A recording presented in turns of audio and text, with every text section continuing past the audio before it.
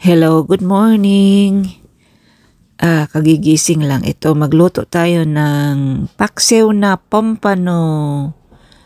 Ito, may tatlo tayong pompano. Ito, nakaprepare ng spices. Nahiwa at nalinis na natin. Ito, ginger, garlic, and lagyan ko ng onion. At, tanglad. So, prepare na natin guys. Ang sarap nito.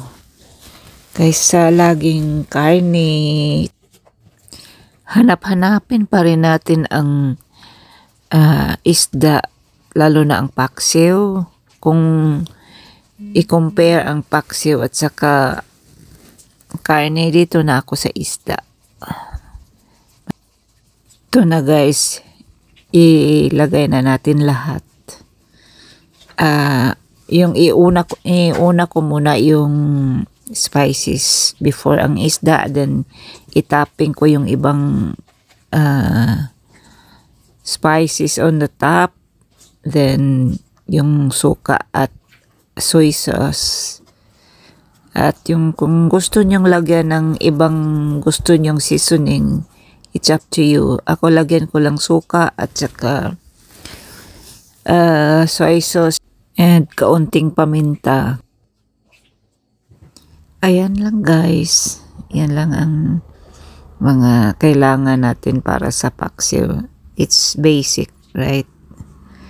So, ayan lang. Prepare lang natin. Lagyan natin ng kung anong gusto natin. Ang sarap nito guys. Promise. Ang sarap.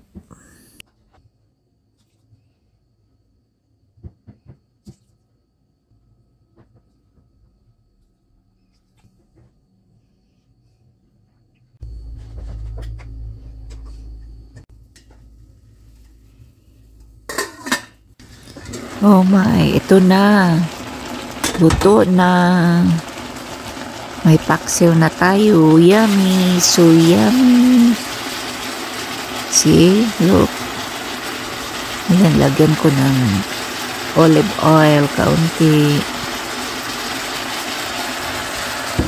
Sarap nito guys. Look. Paksiw na pompano. Mapasarap ang kain natin ito. More rice. Because rice is life. Okay, let's eat na. Yummy, yummy. Let's eat na guys. Ito na, ready to eat. Thank you for watching. Bye. Kain tayo.